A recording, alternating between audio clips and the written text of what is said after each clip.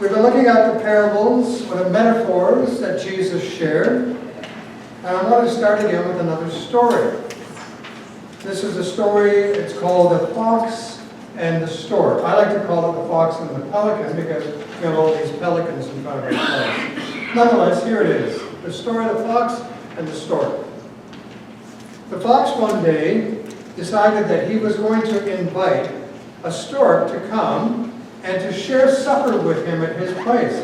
But the fox was very deceitful, and he was planning on playing a trick on the stork. The stork was delighted to have this invitation. He really accepted readily, and he showed up promptly for dinner. The fox put the dinner out. The dinner was in 2 shallow bowls. The fox looked at the stork, and then he immediately dug in and lapped all of the food up, licking his lips and talking about how delicious it was. On the other hand, all the stork could do was wet the tip of its beak because it couldn't enjoy, it couldn't bring up the food and enjoy it. The fox laughed heartily and explained just how great this joke was and how much he enjoyed it. The stork watched the fox. He was really upset, but he decided that it wasn't worth him flying off half stork. And he could do that. He remained calm. A few days later, the stork decided to invite the fox over for dinner. And he had prepared a delicious meal of fish, of course, and he put the meal in a tall jar with a very thin neck. And the fox looked at this, but all he could do was lift the top of the tall jar and smell the aroma. Well, the stork had no problems reaching his beak down inside and pulling up all the delicious food and enjoyed it tremendously. The fox became very upset and explained how upset he was at the stork, to which the stork replied calmly, "Do not play tricks on your friends unless you can stand the same treatment yourself." Good point. There's a lot of things we can learn from this. For example, Matthew chapter 7 and verse 12 tells us to treat others the way that you would want them to treat you, right? Or how about this? Don't play tricks on others unless you're willing to accept it on yourself. Treat others with fairness. You never know what kind of day they may be having. And here's one for today. Don't use social media as a means to play tricks or put other people down. There's a couple of lessons. Now, you can always learn something from a short story, but when it comes to the parables of Jesus, when it comes to the metaphors that he shares, there are so many things that we can learn. And this one here is short, but poignant, isn't it? Well, let's get into it. And as we get into it, there's a couple of things that we need to consider. There's a few things that we have to think right off the hop. And that is Simon, the one who invited Jesus, he is a Pharisee.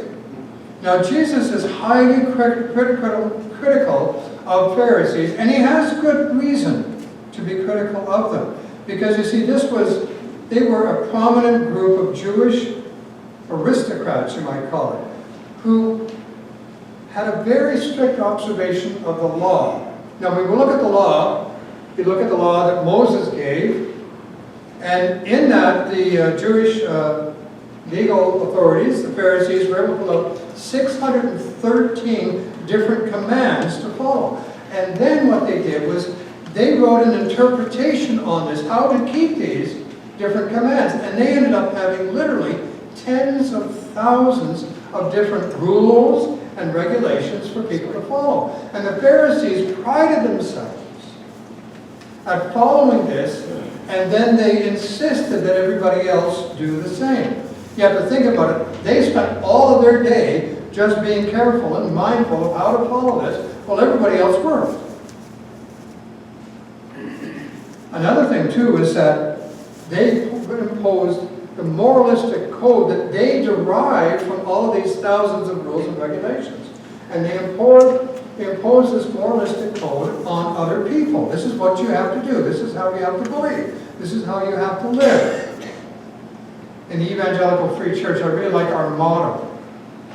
Our motto is, I think, very, very, very good, because it states in this: in essentials, unity. Right? In essentials, unity. If this is an absolute, then we have to be united in it. But it says in non-essentials, charity. Now that word always trips people up, because they say, well, what is a non-essential? And that's always the discussion. But it says in non-essentials, charity. So if you don't agree with something, the way certain people do it, for example, if you like a certain type of worship and you disagree with them, but that's a non-essential. So you have to say no. In essentials, charity. We love each other. And then it summarizes it all by saying, in all things, Jesus Christ. The Pharisees were also socially and politically influential. I know this doesn't happen today, but use your imagination, okay? Let's say that there's an extremely wealthy person or an organization that makes a political contribution and expects favors in return. Now, I know that doesn't happen today. You have to use your imagination. But that's what they were like. They considered themselves to be separated. And that, of course, would come from the Hebrew word, perushim, which is much like the Greek word that we hear, Pharisee, the separated ones. And they had that attitude of being separated. You know what I mean, right? You know, people walk along and they don't want to associate with everybody else because, well, no, they're the unwashed masses. We're different, we're unique. And that was the attitude that they had. They considered themselves to be the social elite, and they looked down on everybody else. And so there's reasons why Jesus was critical of them. And of course, because of his criticism, they didn't appreciate Jesus. But not all of the Pharisees. Not all of them. Just to give you a couple examples. In Luke chapter 13 and verse 31, here's some Pharisees that came to Jesus. And this is what it says. At that time, some Pharisees came to Jesus and said to him, "Leave this place and go somewhere else. Herod wants to kill you." So they're warning Jesus. They're trying to protect Jesus. So not all of the Pharisees had that same attitude. And then, of course, Nicodemus, and I read from that earlier on in John chapter 3. And let me read this part here. It said, "Now a Pharisee, a man named Nicodemus, was a member of the Jewish ruling council. And he came to Jesus at night and he said, 'Rabbi, we know that you are a teacher who has come from God, for no one could perform the signs you are doing if God were not with them.'" So not all of the Pharisees despised Jesus. Some of them were very interested in what Jesus was saying and what Jesus was doing.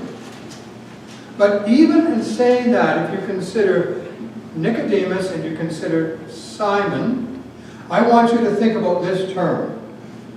It's all about optics. It's all about optics. It's all about public opinion. When did Nicodemus come and talk with Jesus? At what time of day? At night. Why would he come at night? It's all about optics, right? He didn't want anybody else to see what he was doing. And in this particular story here, Simon, he invites Jesus to his place. And the invitation seems genuine, it seems sincere, and yet Simon is still very guarded, and that's what we're going to see as we go on. You see, in this story, there are two seekers. There's the woman, and there's Simon. Both are seeking, but their attitudes are completely different. And that's what we're going to look at today. Both have heard Jesus. They've heard him speak. They've heard him teach.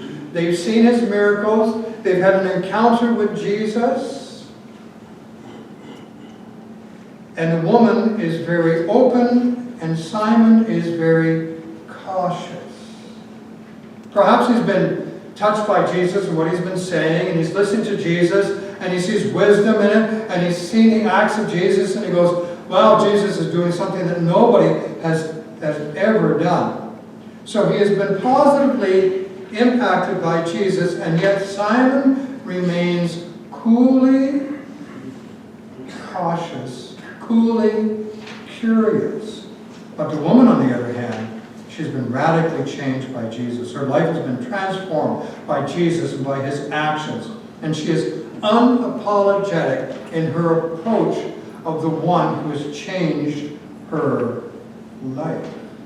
And she goes to a place where normally she would never, ever be allowed. I read this story a little while ago about a small Scottish community that experienced a revival. And that did happen years ago in Scotland, where they had a revival. And there was a revival in this community, and one Sunday morning, a group of prostitutes came into this small church. And the minister was very open and very gracious, and so after the service, though, he came up and he asked them, why did you come here today? And this was their response. We have seen good things happen in this community over the last while, and we wanted to find out what was going on. You see, this is what happened. When the revival came, the non-church goers stopped going to the prostitutes. But the churchgoers stopped criticizing them and started loving them. You hear the point? The revival took place, it changed everybody. They saw the results and they went, wow, something's going on. Let's check it out. In Luke chapter 19 and verse 7 it says, talks about Zacharias. And Zacharias is similar to this woman that approached Jesus, but completely different from Simon. Simon is a moralistic person. He works hard. He spends his entire life. He is very careful. Every time he walks out of his door, he wants to make sure that he presents himself very well. After all, he's one of the elite. So he has to be seen and come across as that. And he is going to be disappointed. And this woman comes, and she is, like I said, unapologetic about the way she approaches Jesus. And she takes a risk. She takes a chance. That's how it compares to Zacharias. Zacharias, now you remember the story about Zacharias? And there's a children's song about Zacharias, right? Zacchaeus. I get those wrong sometimes. I am sorry for anybody who's named Zacharias this morning. And for Zacchaeus, anybody who's... But you know that little song about Zacchaeus was a tiny little man, and a tiny little man was he, and he climbed up into a sycamore tree to see what he could see. So we think that maybe he climbed up into the tree because he couldn't see, because the crowd was all around, he was a tiny little person. But at the same time, Zacchaeus didn't want to be seen in this crowd because he's a tax collector. He is a hated person. They despise him. And if he's out in public and he doesn't have his entourage around him, he is endangered. So he climbs up to this tree, for one thing, because he can't see because of the crowd, but also because he doesn't want to be hurt. And then he encounters Jesus in that story. It says here, and all the people saw this and began to mutter. Because Jesus says, come on down. He says, I'm going to go to your place for supper. And they say, he has gone to the guest of a sinner. I like that. I just put it up there. That's why I asked Judy to read from the Revised Standard. Because I like the way it put it. It said, she's a bad person. Remember that term, okay? But Zacchaeus stood up and he said to the Lord, he didn't say to the crowd, he said to the Lord, Lord, here and now I give half of my possession to the poor. And if I've cheated anyone out of anything, I will pay them back 4 times the amount. And Jesus said, today salvation has come to this house, because this man too is a son of Abraham. But the Son of Man came to seek and save the lost. And Zacchaeus changed. And he came down from the tree, and he showed himself publicly, and he showed that he was a changed person. And it's the same with this woman. She came out of the shadow into the light. See, she was in the shadow for a number of reasons. She would not be accepted in public. Why? Because she's a bad person. And we don't want bad people around us, do we? I loved it when Judy and I were working in downtown East Side. And we would see people who were struggling. But a lot of other people would see them as bad people, faulty people. They got something wrong with them. And I would like to say, so do we. It's not as evident, but so do we.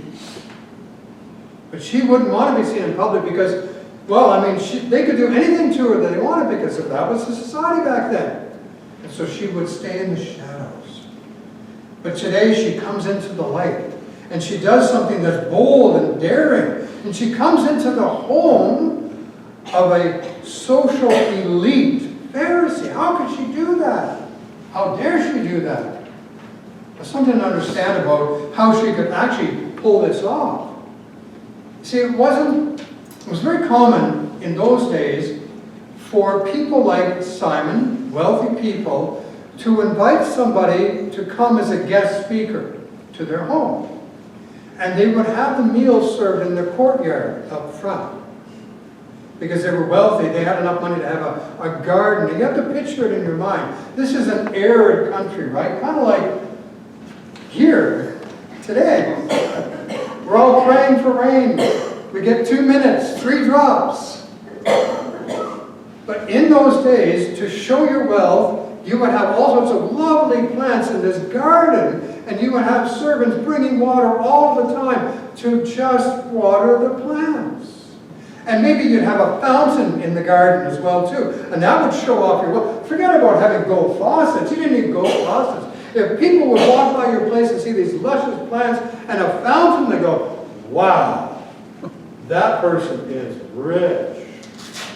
That was the way to impress people. And then you would invite these special guests to come, and during the meal, or before the meal, or after the meal, these special guests would share pearls of wisdom falling from their lips. And people around would gather and come in to the courtyard, and the person who lived there would stand there and go, isn't this wonderful? I have this wonderful guest, this beautiful, come on in, everybody, you're welcome. But not you. You're a bad person. I don't want your kind. So she's ready to face the contempt of everybody who is there. Because they're looking around and they're looking at her and they're going, she's bad. She's that. We don't want her kind. She is not worried about the possible consequences of coming from the shadows into the light. She's changed. And how else can we tell that she's changed? Well, she pours out her livelihood on Jesus' feet. People who had money, or people who, in her profession, would carry a small vial of perfume. Now let me tell you something. There's a difference between today and then. Today you could go to Walmart and buy a small vial of perfume. It's pretty inexpensive. But back in those days, you could not. You had to save up a lot of money.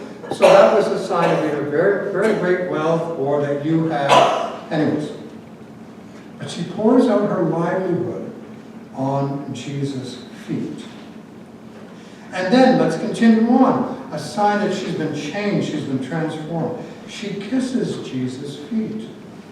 This is an act of extreme humility, of submission, of great respect that she would do this. It's a position of profound inferiority. Think about it for a moment. When Jesus got up at the Last Supper and he went over to wash the disciples' feet, how were they feeling? Let me suggest that they were feeling embarrassed. They were feeling embarrassed. How could their master, how could their leader, how could their rabbi do this to us? What would people say if we told them what he did? They were embarrassed for themselves. They were embarrassed for Jesus. But she kisses Jesus' feet. And then she wipes them. She wipes his feet. And the tears that she washed his feet with her hair. And again, this is something that in our society, that's no big deal. I remember when we lived over in France, you know that most of the guys in France, well, they'd have long hair. Why did they have long hair? Well, if you went to the barber, you'd find out. Because I remember back in 1990, a haircut would cost me $50 to $75 in 1990. You had long hair. And the women, they enjoyed long hair too, but they would always have it in a bun when they were out, because that was the way you did things. In this society here, a woman would never let their hair down when they were out in public. Let me give you one example. There was one woman, she had 2 sons who became religious leaders. And her friends asked her what she felt this great honor to have 2 of her sons become religious leaders. And this was her response. Since my youth, even the beams of my house have not seen my uncovered hair. That's how strict they were. And yet this woman loosens her hair and washes and wipes off Jesus' feet. This is a sign of a changed life. Now, I'm not saying that you have to go and do the same. But I want you to understand the difference between her and Simon. Simon sees all of this, and what does he do? He is embarrassed. He is embarrassed by this all. He is embarrassed that Jesus, who's supposed to be this great, knowledgeable, wise person, would actually allow this to happen. He is embarrassed that it's taking place in his house. He is embarrassed. And at first he calls Jesus a teacher. But now, it says, in his mind, he's thinking, if this fellow, he's come down a notch, hasn't he, in Simon's mind. If this fellow, if this guy, if this person knew what kind of person this woman is, who keeps touching him. She's a bad woman. She's a bad person. And I love what happens after that. Now, you read this, okay? If you haven't read it, you have to read it for yourself. Verse 39. He is thinking this. Simon is thinking this, but Jesus answers his thought. It's another side of his lordship. In verse 30, Jesus answered him. He wasn't verbally, but in some ways you could probably read it in his face, the disgust, the disdain. And he says to Simon, he says, Simon, I have something to tell you. Now, right then and there, if Simon was a smart fellow, he would be running. When was the last time you did something wrong and somebody comes up and goes, I have something to tell you? And you're going, I don't want to hear this because I know I blew it. But Jesus says, I have something to tell you. And Simon, in his arrogance, he just goes, tell me, teacher. And I think there's sarcasm just dripping and oozing off of this. Now, Jesus could have lectured Simon, but instead he tells this parable, this metaphor, to help him really understand, to help everybody there to understand. So let's get into it. That was just the introduction. Now I got to go into my 5 points. I'll let that one sink in. So the parable of the 2 debtors. Verse 41, 2 people owed money to a certain moneylender. One owed him 500 denarii, which is about 2 years' wage. One owed him, another owed him 50 denarii, which is about 2 months' wage. Neither of them had the money to pay him back. So he forgave the debts of both. Now which of them will love him more? And Simon says, I wanted to say that. Simon says, well, I suppose the one who had the bigger debt forgiven. Now again, there's sarcasm there, right? Because Simon's looking at himself and he's going, I'm a moralistic person. I'm a good moralistic person. That person is bad. They need forgiveness.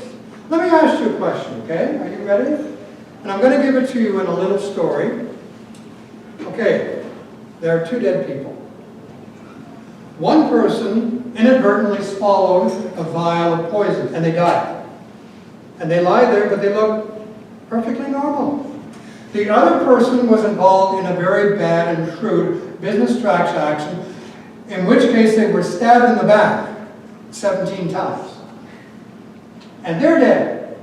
And you look at the two of them, the one who swallowed the poison, they look okay, but they're dead. The one who was stabbed in the back 17 times, oh yeah, that's a mess. They're dead. So the question is, which one is more dead? Two people needed forgiving. Which one is more bad? If you both need forgiving, you both need forgiving. That's what Jesus is trying to teach. Not only to Simon, but to everyone who hears him. He is the way, the truth, and the life. And this woman has seen it, and she's been transformed. And she's willing to do whatever it takes to show her gratitude and her appreciation. And Simon doesn't get it.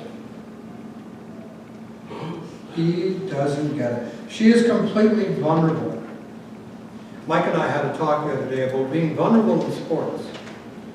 And I still believe you have to be vulnerable in sports. We watched a game the other day. We went to a Gold Eyes game.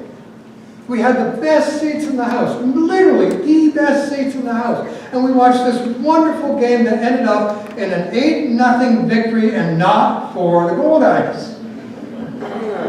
And the picture for Sioux City was bang on. I mean, 97-mile-an-hour fastball. If you're wondering what 97 mile an hour is, it's 156 kilometers an hour. Either way, it's way fast.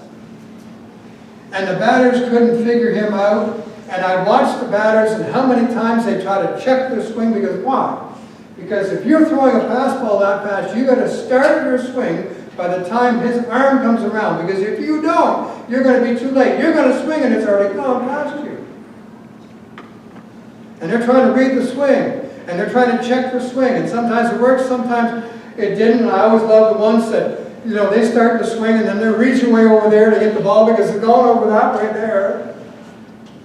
But you see, the thing about it is, and you know, in baseball, if you bat 300, you're a really good batter. What does that mean, though? If you bat 300, it means that 7 out of 10 you miss, and 3 out of 10 you get, and you're good. It means that you have to make yourself vulnerable. You have to commit, right? You have to commit. And that's what this woman does. She commits. She's all in. She makes herself vulnerable. Simon, he's standing back there, and he's going, oh, I'm embarrassed by this, I'm very uncomfortable by this. He's not willing to commit. In verse 44, Jesus, then he turned toward the woman and said, Simon, do you see this woman? I came into your house, and you did not give me any water for my feet. You're not committing. But she wet my feet with her tears. She's committed. She's all in. And wiped them with her hair. You did not give me a kiss, but this woman from the time I entered has not stopped kissing my feet. You did not put oil on my head, but she has poured perfume on my feet. Therefore, I tell you, her many sins have been forgiven, as her great love has shown. But whoever has been forgiven little, loves little. And then Jesus turns to her and says, your sins are forgiven. The woman treated Jesus like he is the most precious person that she has ever encountered in her life. And she is all in. She is committed. She is vulnerable. And she embraces him as Lord and Savior. And that's what Jesus is saying to us today. Are you all in? Because I gave my all for you. Are you all in too?